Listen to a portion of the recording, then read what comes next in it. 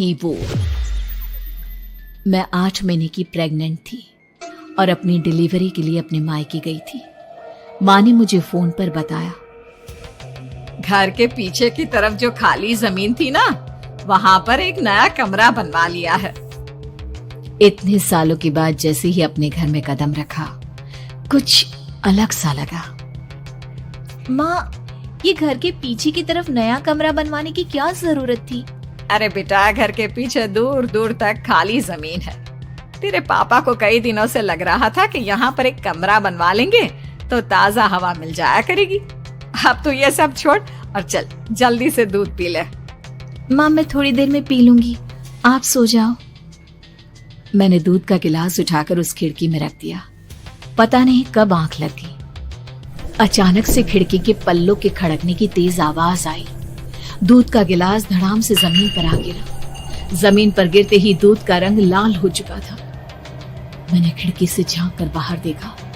चारों तरफ धूप अंधेरा था। उस अंधेरे की तरफ से कुछ आवाजें आ रही थी, जैसे छोटे बच्चे आपस में खिलखिलाकर मस्ती कर रहे हो।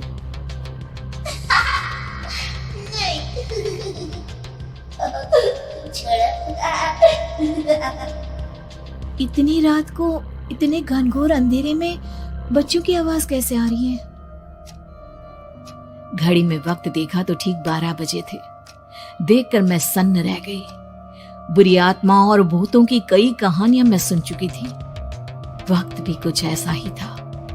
ऊपर से मैं प्रेग्नेंट। सुना था कि ऐसे वक्त में अक्सर बुरी आत्माएं औरतों का पीछा करती है, तो क्या मेरे पीछे भी? पसीने से तरबतर बड़ी मुश्किल से, जैसे कांपते हाथों से मैंने उस खिड़की को बंद किया। जल्दी से जल्दी उस कमरे से बाहर निकलकर माँ के पास जाने के बारे में सोचा, लेकिन जैसे ही दरवाजे की तरफ पलटी, लगा कोई साया हवा की स्पीड से दरवाजे के सामने से गुजर गया। मेरे गले में अटक कर रह गई। मैं जोर से चीख कर माँ को बुलाना चाहती थी, लेकिन वो आवाज खुद मेरे कानों तक नहीं पहुंच पा रही थी। तो माँ तक कैसे पहुंचती?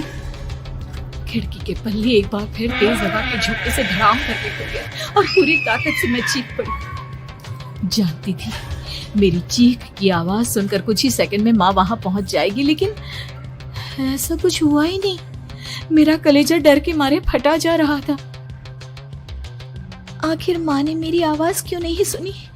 इतनी गहरी नींद में तो माँ कभी नहीं सोती। ठीक पीछे खुली हुई वो खिड़की। मुझ में इतनी ताकत नहीं बची थी कि मैं पलटकर उस तरफ देख भी सकूं। हवा का एक सनसनाता हुआ झोंका उसी वक्त मेरे कानों से आकर टकराया। लगा जैसे किसी ने दबी हुई आवाज में धीरे से मुझसे कहा, चली जाओ यहाँ से। मैंने दोनों हाथ अपने कानों पर रख लिए और एक बार फिर ताकत लगाकर जोर से चीखने की कोशिश की। माँ! पापा! मेरी आवाज उस कमरे की दीवारों से टकराकर वापस मुझे ही सुनाई दे रही थी। जितनी ताकत के साथ मैंने चीखने की कोशिश की थी, कुछ ही देर बाद उससे कहीं ज्यादा तेज और दर्दनाक चीख मुझे सुनाई देने लगी। ये आवाज ठीक मेरे पीछे खिड़की से आ रही थी। वो आवाज मेरे कानों में पिघलते हुए लोहे की तरह गिर रही थी। उन आवाजों में हैवानियत थी। वो आवाजें किसी इंसान की नहीं है, इतना मैं समझ चुकी थी। कांप रहे हाथों से मैंने अंधेरे में कुछ ढूंढने की कोशिश की। तभी अचानक मेरा हाथ बेड पर रखी टॉर्च पर पड़ा। किसी तरह ताकत लगाकर टॉर्च का बटन ऑन किया, लेकिन ये क्या? सामने दरवाजे पर 3 छोटी लड़कियां खड़ी हुई थी। उनके हाथ में स्टील के चमचमाते हुए चाकू थे।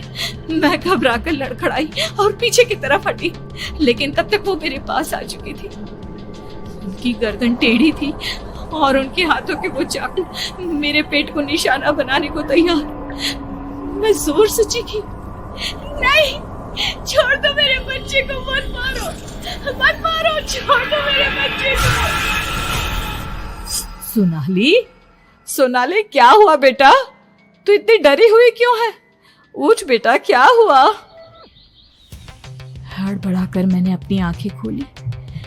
देखा तो दिन निकल आया था। माँ मुझे जगा रही थी। मेरा चेहरा पूरा पसीने से लथपथ था।